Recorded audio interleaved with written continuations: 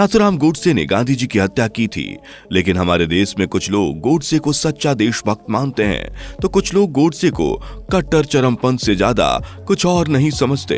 हालांकि सवाल तो बनता है कि क्यों एक हत्यारे को भगवान माना जाता है, वो भी तब जब उसने देश के राष्ट्रपिता महात्मा गांधी को खुलेआम गोली मार दी थी। आखिरकार गोडसे ने गांधी की हत्या क्यों की थी?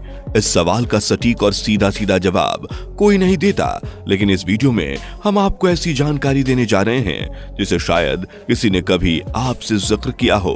तो आइए शुरू करते हैं आज का वीडियो। लेकिन सबसे पहले अगर आप हमारे चैनल पर नए हैं तो चैनल को सब्सक्राइब जरूर कर लीजिएगा और साथ ही बेल आइकन भी प्रेस कर दीजिएगा। दोस्तों, गांधी अपने बारे में कुछ दावा करे या ना करें, लोगों ने अलग अलग दावे जरूर किए हैं। किसी ने उन्हें संत, किसी ने बापू तो किसी ने महात्मा कहा। उनकी हत्या करने वाले नाथूराम गोडसे ने तो उनके तौर तरीकों को तानाशाही बता दिया। नाथूराम की तानाशाह वाली बात से इतना तो गांधी जी ने तय कर दिया था कि अहिंसा का उनका एक्सपेरिमेंट सफल रहा। सिर्फ अहिंसा और सत्याग्रह के रास्ते पर चलने के बावजूद उनकी ताकत इतनी थी कि उन्हें रोकने का सिर्फ एक रास्ता बचा, उनकी हत्या, और उसके लिए भी दो प्रयास किए गए। आइए सबसे पहले आपको बताते हैं कि आखिर उस दिन एग्जैक्ट क्या हुआ था जब गोडसे ने गांधी को गोली मारी थी। 30 जनवरी 1948 की शाम दिल्ली के बिरला भवन में रोज की तरह प्रार्थना का समय तय था। शाम के 5 बजे उस दिन गांधी से मिलने सरदार पटेल पहुंचे थे। दोनों में बातचीत कुछ लंबी चली और महात्मा को घड़ी का होश नहीं रहा। प्रार्थना सभा में पहुंचने में कुछ देर हो गई। अपनी भतीजियों का हाथ थाम गांधी 5:15 पर प्रार्थना सभा में पहुंचे। लोगों में हलचल थी। बापू आ गए। तभी खाकी बुश जैकेट और नीली शर्ट पहने एक शख्स आया और बापू के पांव छूने लगा। ये शख्स था नाथूराम गोडसे। अपनी किताब लास्ट ग्लिम्पस ऑफ गांधी में मनु बेन लिखती हैं कि गोडसे ने उन्हें एक जोर का धक्का दिया जिससे उनके हाथ में रखा सारा सामान जमीन पर गिर गया। सामान उठाने के लिए जैसे ही मनु बेन झुकी, पीछे से गोलियां चलने की आवाज आई। मुड़कर देखा तो गांधी नीचे गिरे पड़े थे। उन्हें अंदर ले जाया गया, लेकिन उस दिन वहां कोई डॉक्टर मौजूद नहीं था। उनका बहुत सा खून बह चुका था और कुछ ही मिनटों में उन्होंने प्राण त्याग दिए। बाहर नाथूराम हाथ उठाकर पुलिस चिल्ला रहा था। अलग अलग सोर्सेज इस मामले में अलग अलग कहानी बताते हैं।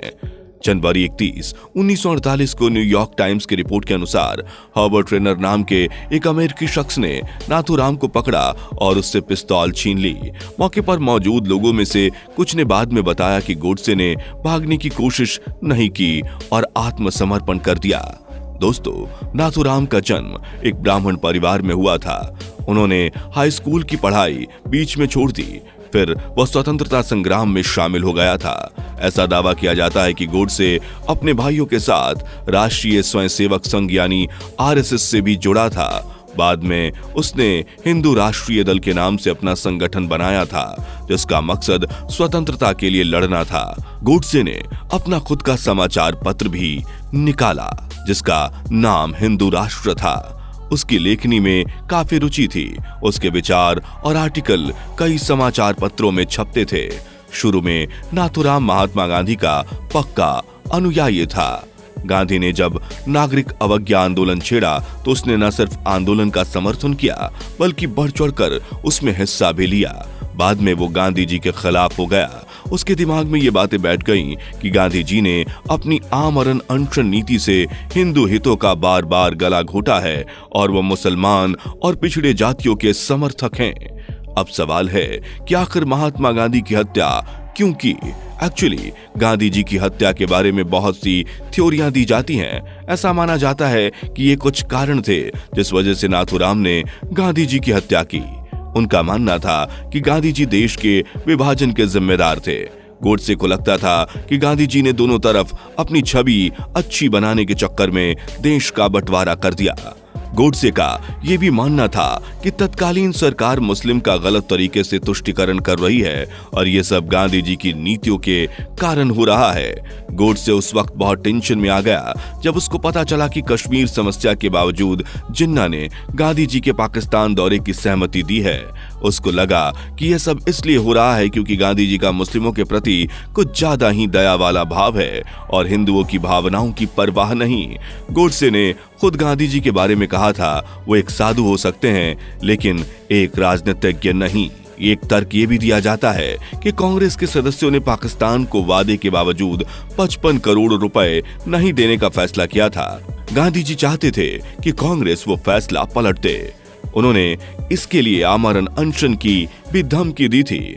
गोडसे को लगा कि गांधी जी मुस्लिम के लिए ऐसा कर रहे हैं। महात्मा गांधी की हत्या के बाद गोडसे को गिरफ्तार किया गया और उस पर मुकदमा चला। पंजाब हाई कोर्ट में 8 नवंबर 1949 को उसका ट्रायल हुआ। 15 नवंबर 1949 को उसे अंबाला जेल में फांसी की सजा दी गई। आप में से बहुत कम लोग ये जानते होंगे कि जॉर्ज ऑरवेल ने गांधी की हत्या के बाद लिखा था कि कोई भी गांधी के महात्मा होने के दावे को भी खारिज कर सकता है। कोई ये भी कह सकता है कि साधुता कोई आदर्श है ही नहीं। ये भी माना जा सकता है कि गांधी का मूल भाव मानवता विरोधी था। लेकिन अगर हम एक राजनेता के तौर पर उन्हें देखें और मौजूदा समय के दूसरे तमाम राजनेताओं से उनकी तुलना करने पर हम पाते हैं कि वे अपने पीछे कितनी सुगंधित एहसास छोड़ गए। दोस्तों, गोडसे की शिकायत थी कि गांधी स्वयं को सही और अपने विरोधियों को गलत मानते थे, लेकिन ये बात तो सभी लोगों पर लागू होती है। बाय डेफिनेशन आप खुद को सही और विरोधियों को गलत मानेंगे, इसलिए तो वो आपका विरोधी है। सभी यही मानते हैं कि उसने जिस बात को समझा है, जाना है, वो सही है। ये भी स्वाभाविक है कि दूसरे को वो बात गलत लग सकती है, लेकिन जब तक हिंसा का प्रयोग ना हो, एक सभ्य समाज में विरोध दर्ज कराने का तरीका बंदूक नहीं है। बंदूक से आप अपनी बात को सही साबित नहीं कर सकते। हाँ, दूसरे को चुप जरूर करा सकते हैं। गांधी की खासियत इसी में थी कि उन्होंने अपनी बात रखने का अहिंसक माध्यम दुनिया के सामने रखा। कमजोर के हाथों में ये अचूक अस्त्र था। ताकतवर अगर बात सुनने को तैयार ना था तो अपनी बात कैसे रखी जाए, ये गांधी की खोज थी। गांधी के सत्याग्रह का उपयोग आज दुनिया भर में होता है, चाहे वो 1960 में अमेरिका का सिविल राइट्स मूवमेंट हो या 2020 में ब्लैक लाइव्स मैटर। जब हिंसा का उपयोग हुआ, ये मूवमेंट कमजोर हुए बजाय कि शक्तिशाली होने के।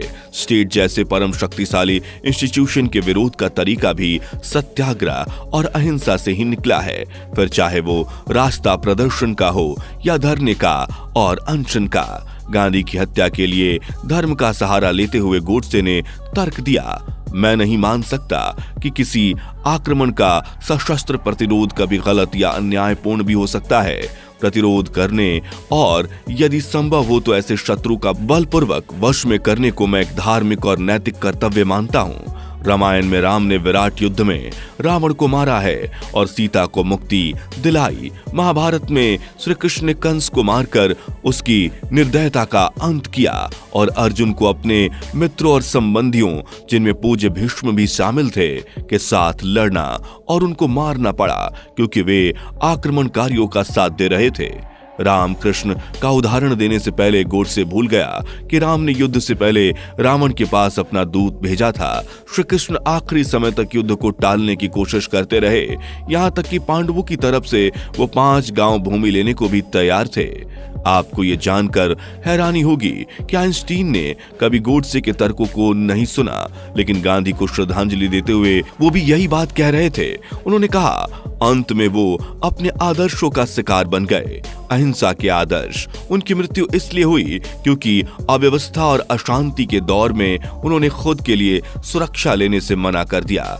यह उनका अटल विश्वास था कि बल प्रयोग अपने आप में एक बुराई है, इसलिए जो लोग सबसे ऊंचे न्याय के लिए प्रयास कर रहे हैं उन्हें बल प्रयोग से बचना चाहिए। अपने दिल और दिमाग में विश्वास के साथ उन्होंने एक महान राष्ट्र को उसकी मुक्ति की ओर अग्रसर किया। उन्होंने दिखाया कि लोगों को साथ जोड़ने के लिए राजनीति, चालबाजी एकमात्र तरीका नहीं है। नैतिक रूप से श्रेष्ठ आचरण का ठोस उदाहरण पेश कर लोगों को अपने साथ जोड़ा जा सकता है। विश्व के सभी देशों में महात्मा गांधी की प्रशंसा इसी मान्यता पर टिकी है। गांधी की बात गलत या सही हो सकती है, गांधी का तरीका सही या गलत हो सकता है, लेकिन गांधी की हत्या, इसे किसी भी मेंटल जिम्नास्टिक से जायज नहीं ठहराया जा सकता है। दोस्तों, इस पर आपकी क्या राय है नीचे कमेंट्स में जरूर बताना। लेकिन वीडियो के आखिर में आपको ये भी बता देते हैं कि आखिर गोडसे के आखिरी शब्द क्या थे। मैं कहता हूँ कि मेरी गोलियां एक ऐसे व्यक्ति पर चलाई गई थीं जिसकी नीतियों और कार्यों से करोड़ों हिंदुओं को केवल बर्बादी और विनाश ही मिला। ऐसी कोई कानूनी प्रक्रिया नहीं थी जिसके द्वारा उस अपराधी को सजा दिलाई जा सके, इसलिए मैंने इस घातक रास्ते का अनुसरण किया। मैं अपने लिए माफी की गुजारिश नहीं करूंगा। जो मैंने किया उस पर मुझे गर्व है। मुझे कोई संदेह नहीं कि इतिहास के ईमानदार लेखक मेरे कार्य का वजन तौलकर भविष्य में किसी दिन इसका सही मूल्यांकन करेंगे। जब तक सिंधु नदी भारत के ध्वज के नीचे से ना बहे, तब तक मेरी अस्थियों का विसर्जन मत करना। तो इसी के साथ इस वीडियो में फिलहाल इतना ही। मिलते हैं नेक्स्ट वीडियो में।